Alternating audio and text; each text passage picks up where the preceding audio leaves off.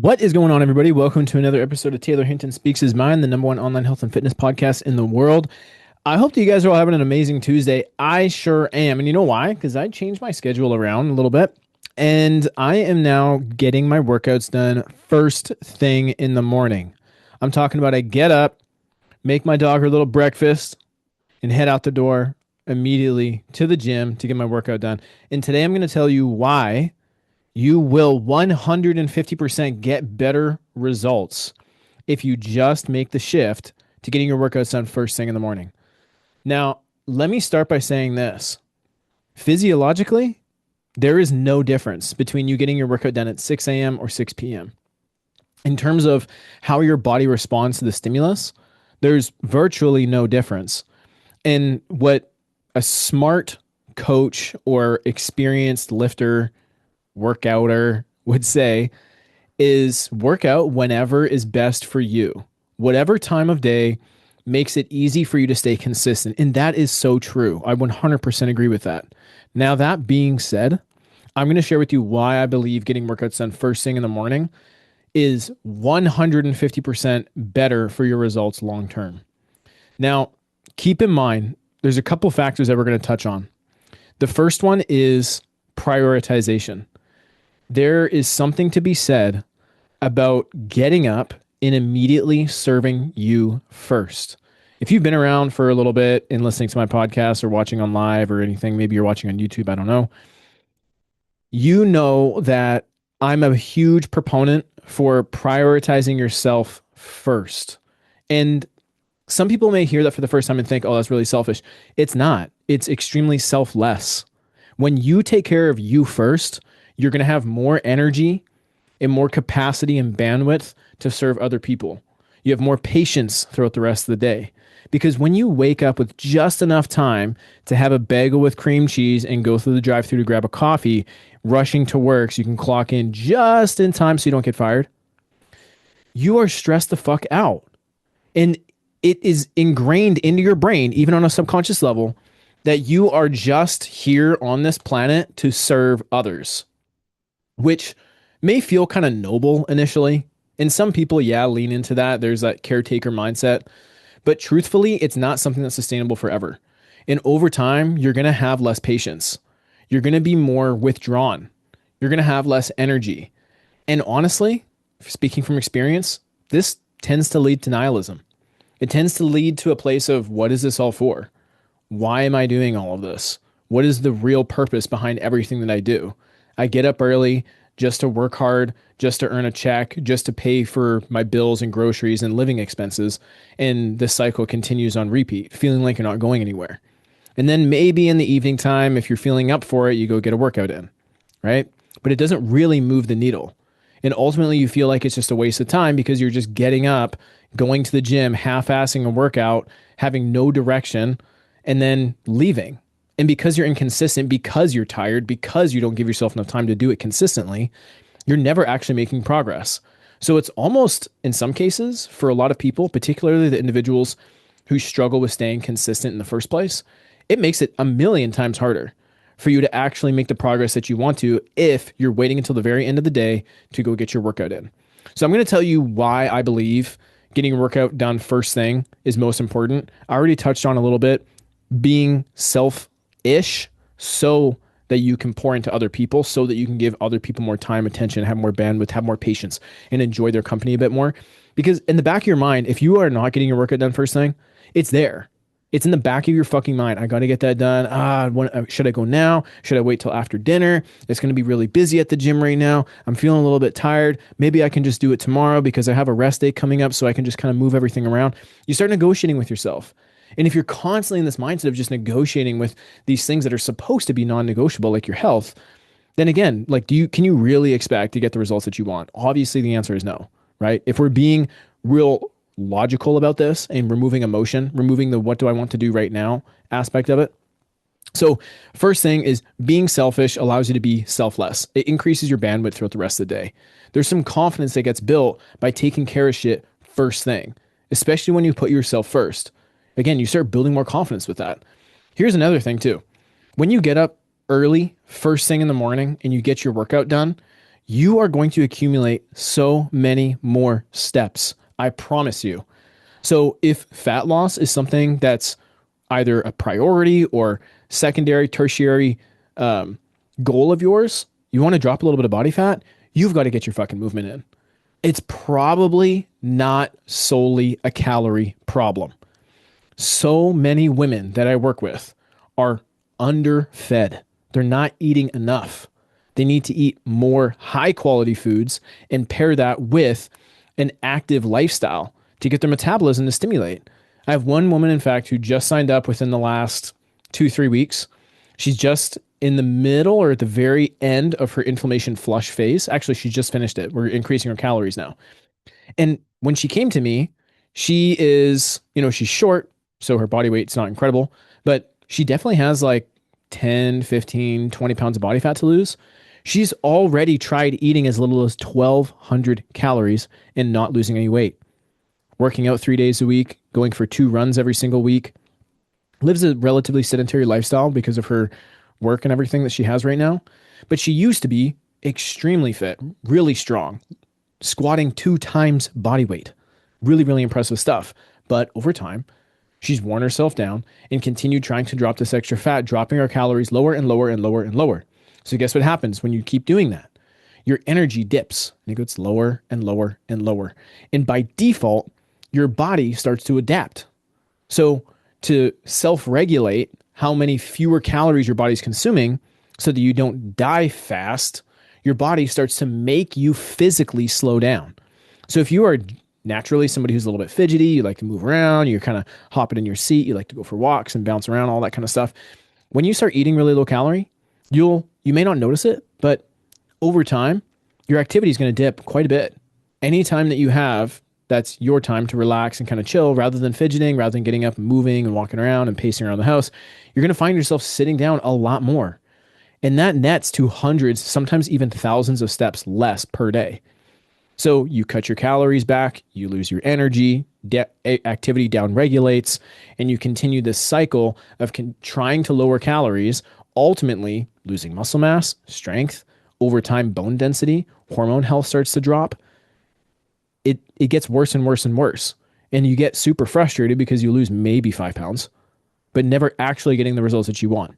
So instead, getting your workouts done first thing in the morning rather than in the evening when you're tired and you don't really want to move around too much, getting your workouts done first thing in the morning, it is so much easier to get your steps in because you just woke up. You may not have tons of energy first thing in the morning, but you get to the gym within 30 to 60 minutes after waking up. You either had some coffee or a pre-workout or something to get some, a little bit of caffeine in you, get you jacked up a little bit. Now you're ready to go. Now you go to the gym. You've given yourself plenty of time because it's first thing in the morning before work, getting a little stretch, a little warm up. Now your nervous system's woken up, your brain's ready to go, the caffeine's hitting, and now you can go have a really great workout. Here's another thing too. When you get your workout done first thing in the morning, before you even have any food, you know what you've done? You've effectively allowed yourself to almost intermittent fast in a way. Now, intermittent fasting in and of itself doesn't automatically lead to fat loss, but intermittent fasting can make it easier for you to stick to a calorie deficit. You want to know why? Because by nature, your cortisol spikes first thing in the morning, meaning that when you wake up, you're generally in the first few hours of the day, your cortisol is going to be as high as it could be for the rest of the day. And over time, as the day carries on, your cortisol slowly drops and lowers until it's now bedtime and now you can get a good rest. That's how your body's supposed to work. Of course, some people have, restless nights, and some of that is their environment. Sometimes that's stress. Sometimes that's bad habits, like having caffeine late at night. So, or even literally after 2 p.m., just stop. In fact, you should probably cut caffeine out after 12, but 100% after 2. The half-life of caffeine is about 8 to 12 hours. So when you have caffeine, even if it's been multiple hours and maybe you're feeling a little bit tired or drowsy or something, the caffeine is still attached to your adenosine receptors. Without getting too far down this rabbit hole, your adenosine receptors are the parts of your brain that regulate your alertness and sleepiness. And melatonin, as well as caffeine, both compete for those receptors, meaning that when one of one or the other, either melatonin or caffeine, is attached to that receptor, the other receptors are not able to attach as well. So if it's bedtime, you're getting tired, your body's natural melatonin is starting to kick in, that's what's making you sleepy, is that melatonin is being released and it's attaching to the adenosine receptors, and it's basically a switch saying, hey, time to go to sleep, and you start nodding off. Go to sleep. But if you have caffeine, even if you don't feel like alert, even if you're thinking I'm ready for bed, you see old people all the time, they'll have a coffee after dinner when they go out for food or something like that at like 8 p.m. Like, I get to sleep just fine. And you may think that too. I sleep just fine. No, you don't. I promise you. You think that you do. You think that you feel fine, but it is affecting your REM sleep, and that is affecting your recovery, and that is affecting your appetite and your mood and your energy on a daily basis. You may not feel it because you're overstimulated, you're having caffeine throughout the day all the time, but I promise you, your performance, your recovery is not optimized. And you don't have to optimize everything perfectly, guys, but goddamn, stop having caffeine in the afternoon. I'm really tired. Okay, so what? Figure it out. Have some better quality food, get some movement in, get better sleep. Stop scrolling on your phone at 8:30 or 9 or whatever bedtime is. When you go to bed, get off your fucking phone, go to sleep. You have control over these things. Stop trying to justify your bad habits because you just like it because you've been doing it long enough. All right. You have to make some adjustments if you want to see some better results. So it is now right at this time, 8:46 in the morning. And I got up at 5, fed my dog, and went straight to the gym. I wasn't fucking around. I didn't go for a walk. I just went straight to the gym after, pitter pattering around the house, basically just making my dog's food and getting my gym shit ready. Went to the gym, had my big warm up. I gave myself plenty of time. So I got about almost an hour worth of warm up and hip mobility and all that stuff that I like to prioritize out of the way. And then I got my workout in, and my workout is generally a little bit longer too. I'm at 7,725 steps at 8:47 a.m. And it's because I'm taking care of my workout early in the morning. I'm nearly at my 10,000 steps for the day. And I'm going to get a lot more because I got to take my dog for a walk after this. And so I'm getting my steps in early. I'm getting my activity really, really high.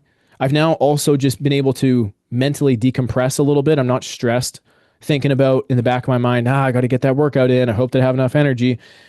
Once the day starts, everybody, you get to work, and then you're finished with work. Maybe you have kids. You got to take them to and from school and sports and stuff like that. You might have some events or plans or things that you have to do in the evening time too after work. Once you get up and you go to work, everyone else is up too. And now the day is out of your control.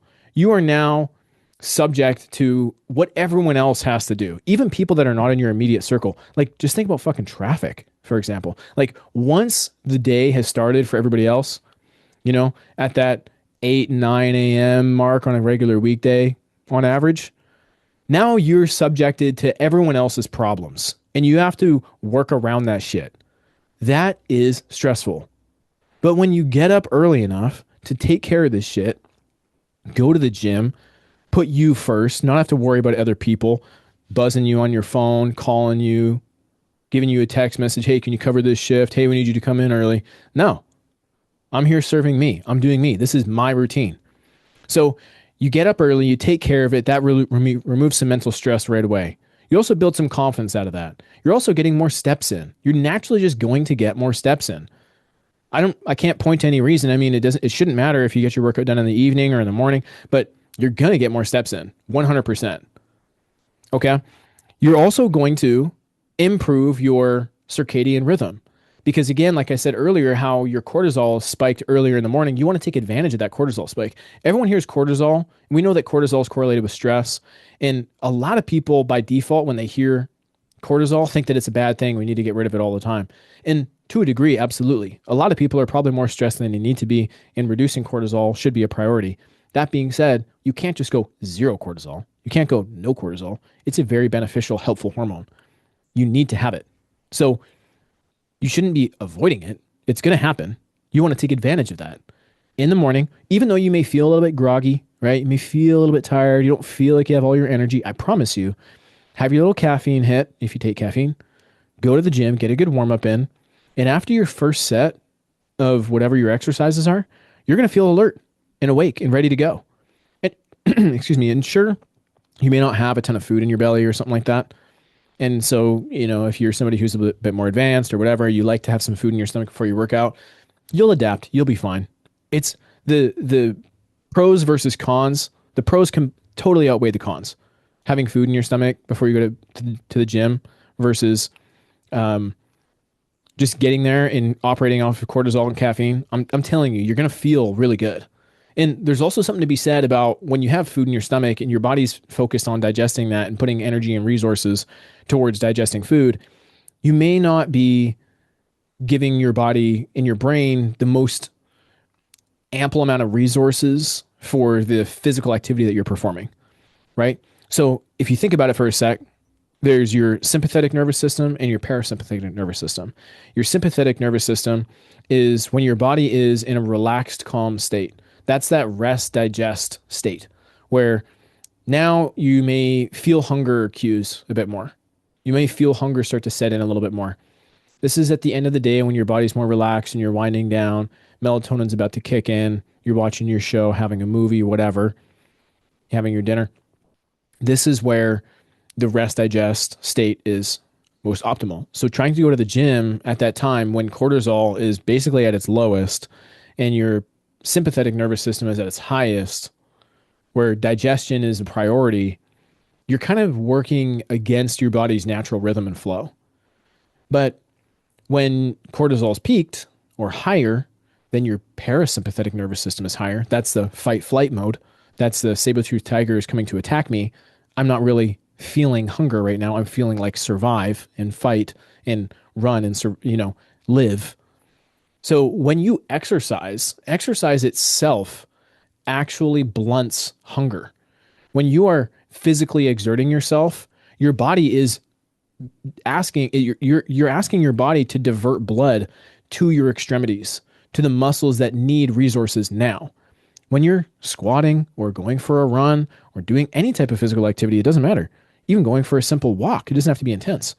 But when you're getting your body moving, then hunger cues are going to slow down. You're not going to feel as hungry. In fact, you could try this as a little experiment. Go to the gym right when you start feeling a little bit hungry. And you'll notice after you get your warm up in, maybe your first or second set, the hunger's gone. You're not going to feel it because your parasympathetic nervous system is kicked in. Your body is ready to move, to be active. So it shifts away from pushing blood to your stomach for digestion and instead pushes your blood to the extremities for activity and movement. So you're going to get more steps in. You're going to blunt hunger. You're naturally getting a bit of intermittent fasting happening. For example, last night I had my last meal at 8 p.m. It's now almost 9 a.m. So I'm going 13 hours without having any food. And again, intermittent fasting by itself doesn't equal weight loss. But when you are restricting calories, you're going to inevitably be hungrier. Hunger is the number one problem for people not being able to stick to their calorie deficit. And we know that a calorie deficit is 100% guaranteed the one and only way for you to lose body fat. There is no ifs, ands, or buts about it. Everything that you think you know, if you are thinking, what about this? What about that? If there is any part of you that is either full out disagreeing with this statement or is questioning whether or not it's 100% accurate, I'm telling you, and you can look this shit up, there is no way around it. Fat loss happens in a calorie fucking deficit. And every single method that you have ever heard of or experimented with yourself with fat loss relies on a calorie deficit.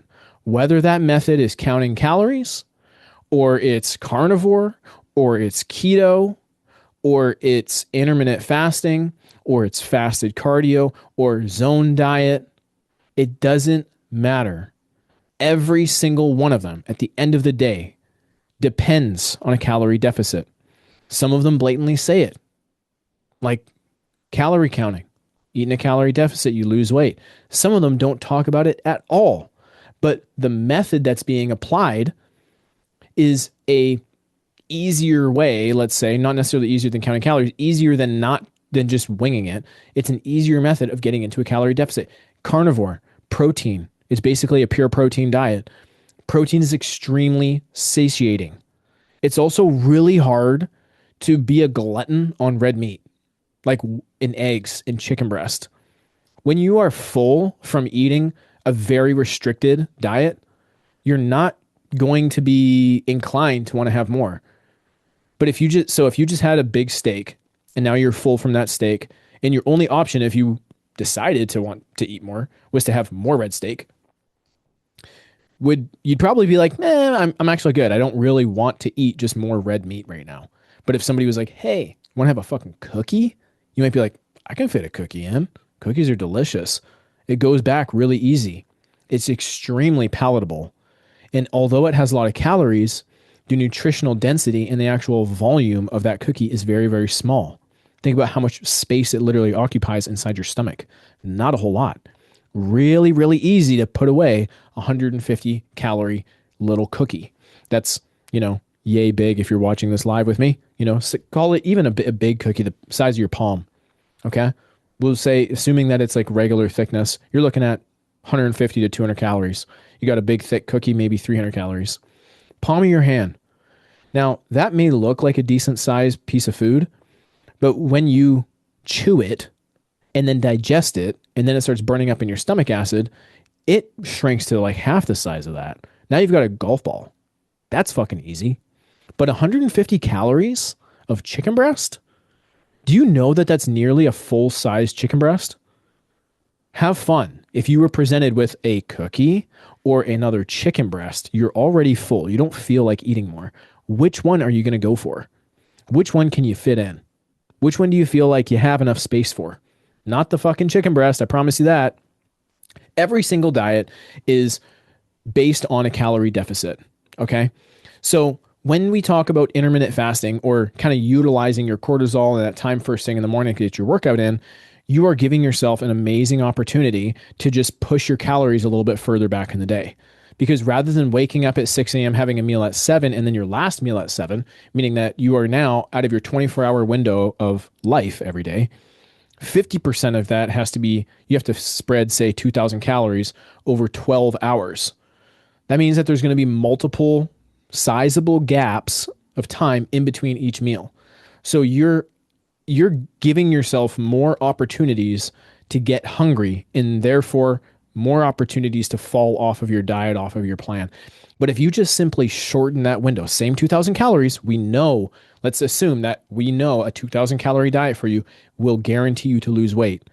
Rather than spreading 2,000 calories over 4 meals in a 12-hour window, smash them into an 8-hour window or even a 10-hour window. Your first meal is at 9 a.m., 10 a.m. Maybe you get home after your workout, have a shower, you have maybe a protein shake, and then once you get to work, you then have your first meal, which is maybe a smoothie or something. Maybe you just have your smoothie at 9 or 10 in the morning, and that would be called your breakfast. Wow. Now you're only eating from 10 a.m. to 7 p.m. You've just shortened that window, same amount of calories. You have to select when you're in a calorie deficit, when you're trying to lose body fat, you have to acknowledge and accept that you're going to be hungry. There are going to be windows in the day when you're going to be hungry. I prefer to stack my hunger time in the morning when my cortisol is peaked because my parasympathetic nervous system is kicked in. My body is not thinking about food as much. I have my caffeine. That's going to heighten that. Caffeine is also anti-hunger, we'll call it for my simple monkey brain right now. And then the activity. So you're compounding multiple hunger buffering effects first thing in the morning to delay that first meal, making it easier for you to stick to your calorie deficit because once the day starts and now you're at work and you got the stress of the day and now you're relaxed, you're sitting down in your sedentary desk job. You're sitting down in your sedentary job. Now hunger's starting to kick in. And guess what? You haven't even had any food yet. Perfect. Have that smoothie, 10 a.m. And now it's what? 10 a.m. You got 11, 12, 1. Maybe you have your lunch at 2 p.m., 4 hours. So you probably have somewhere between 12 and 2. Hunger is starting to bite at you a little bit. It's 2 p.m. Cool. Okay. Now what? Now you have your lunch. All right. Now it's only a few more hours before work's over. Awesome. You get home. 5:30, kiss the kids, chat with your wife, she's finishing up dinner, or vice versa. You're a woman. You get home, chat with the kids, kiss your husband, he's making dinner for you. Have dinner at 6:30. You're going to bed at 8:39 because you're getting up early because you put yourself first because you got a good routine and you want to be in the best shape of your life. You want to build your dream body. So you're not fucking around on your phone at 10:30 at night. You're going to bed at 9:30 at the latest. You have your dinner at 6:30, 7. Cool. And guess what? You still saved yourself 300 calories for a little bit of dessert, frozen yogurt before bed. Relatively low calorie. You've already taken care of your protein, had your vegetables. 80% of the food that you ate in the day is whole foods. Now you're feeling really good. You don't even feel like having dessert. You're not hungry for it, but you can absolutely have it and you're still within your calories. So you go ahead and have a bowl of frozen yogurt. That's the fucking magic, baby. That's getting up early, putting yourself first, crushing some steps, delaying your hunger a little bit, and then the day starts. You're subjected to everyone else's problems. That's real life. That's the human experience. You get home. You don't have to worry about trying to negotiate with your partner or your parents to watch the kids. You don't have to battle and negotiate between this thing that you wanted to prioritize and going to the gym late at night when you're tired and there's all the fucking kids that are going there and they're making a big mess of the gym. You can't actually do the workout that you wanted to because it's way too crowded. So you're constantly doing a bunch of different things. Now you feel like you're wasting your time in the gym. You didn't have enough energy. You see what I'm talking about? So last thing I'll say about this is if you have like a rotating schedule or you have a really early day, like maybe you're somebody who starts at 5 a.m. Let's talk about that first. Maybe you're somebody who starts work at 5 p.m. and you got an hour commute. You got to leave the house at 4 just so you can get to work on time at 5 a.m. Well, guess what? It's no different. Nothing's changed.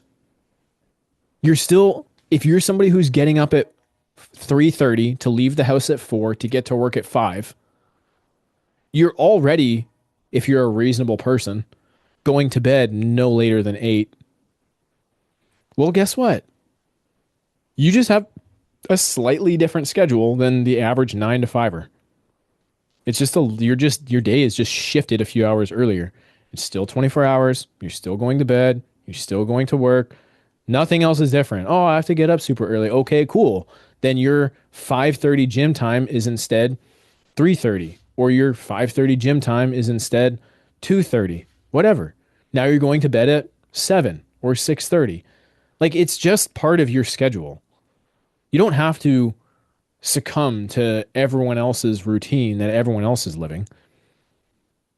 Right? Like there's nothing that's stopping you from doing that. And then, I mean, copy paste that same answer for people who are on a rotating schedule. If you're a first responder or you're a nurse, I work with plenty of them. That's the one biggest concern that they have when they first start with me. They go, I just don't know how I'm going to be able to do it. Or when they start with me, they're like, I've never been able to stay consistent because my schedule always rotates. Okay. You still know your schedule. Monday, Tuesday, you're 7 a.m. to 7 p.m. Wednesday, you're 7 p.m. start. So you have 2 12-hour shifts, Monday, Tuesday. Wednesday is a shift changeover. So now it's 24 hours later, but it's another 12 hours. So it's 7 p.m. to 7 a.m. Thursday, same thing, 7 p.m. to 7 a.m. And then typically they'll have like 3 days off or something like that. Or could still, some of them have just 1 day off and then they go back to it. Okay, whatever. It's a little bit different, but the rules still apply. Get up a few hours earlier than whatever your shift is. Go to the gym. But it's harder. But there's the changeover shift makes it so much harder because I don't have enough time to sleep. And okay, that's the reality of your situation. That's your lifestyle. Life is not fair. That's the profession that you have, that you chose, that you decided to, whatever. So dig in, accept that 1 out of 7 days is probably going to be brutal where you get 5 hours of sleep, but that's your situation. It's no one else's problem and no one else is going to care. Like Do you want in a year from now to still be complaining about your schedule and why your schedule is so tough? Or do you want to just nut up and make the changes that you want in your life so that you can have the physique that you want? There's no magic spell that a fitness coach like myself is going to do for you that's going to automatically make things so much easier for you. Like, yeah, there's probably a lot of lifestyle things and habits, and you're probably not as organized and structured, and those things can absolutely get fixed. And that'll make it easier for you to manage those tough days. But those tough days are still going to exist. Your schedule is your fucking schedule, and your workout routine is still your workout routine. That part's not going to change. There's probably, again, a lot of little things that are happening on a daily basis that you're doing either consciously or subconsciously without even knowing. Your lack of organization, your poor structure, your lack of discipline, some of those things will make the schedule problem much harder, much more challenging. So when you take care of the things that are in your control, you think that nothing's in your control because your schedule is crazy. It is 100% in your control. You just haven't taken ownership of the fact that there's so many things that you're doing that are not helpful for your situation, like staying up late and scrolling, like waking up late and not making a proper meal. So you go get some shitty food. So now your energy sucks. Now your strength sucks. You're not eating enough protein. So you're just feeling worn out. Like there's so many things that you're doing or not doing that are making it harder for you to get the results that you want. So take care of those things. Expect that your life is just going to be more challenging than your average 9 to 5er. But here's the other part of it too. If you're doing that rotating schedule, you're probably making a lot more money than you would have doing a 9 to 5. That's just the reality of it. So there's give and take to everything. All right. And then ask yourself this, if you're still going, that's not fair, and you're kind of being a little bit harsh on me, and wow, you're a bit of an asshole. If any part of you is still thinking that, just ask yourself and just be honest with yourself for a second. Are you, are you the only one in the world, in the whole fucking world, who has this problem? Are you the only one who's battling wanting to get in better shape and having a rotating schedule and having a ex-husband or ex-wife who's really challenging and having kids that you're trying to take care of and having some sick parents? Because guess what? I personally, me by myself, have worked with more than one individual with that exact case. Rotating schedule, multiple kids, ex-partner who's not very helpful, parents who they have to take care of because they're sick, trying to lose body fat, needing to change your schedule around. That's part of the fucking game, baby. You're not the only one in the entire world. And guess what? There's probably, and this is a mindset shift that will make your life so much easier. It'll bring you out of victimhood and into empowerment. I'm not the only one in this situation. There's probably people who have it worse than me and are fitter and more disciplined and more consistent than I am. There's people who have it harder and are doing better than you. There's people who have it harder than you and are doing better than me. So quit with the excuses. It doesn't serve you. It's not moving you forward. Whether they're true or not, whether life is fair or not, it at the end of the day doesn't matter. And you dwelling on that shit is serving you zero fucking purpose other than feeling bad for yourself. And when has anyone that you've ever heard of that's successful, anyone that you aspire to, any one of your friends, any one of the peers from high school who seemingly has it perfect, when has any one of those individuals, can you just, even if you haven't spoken to them, let's just take a guess.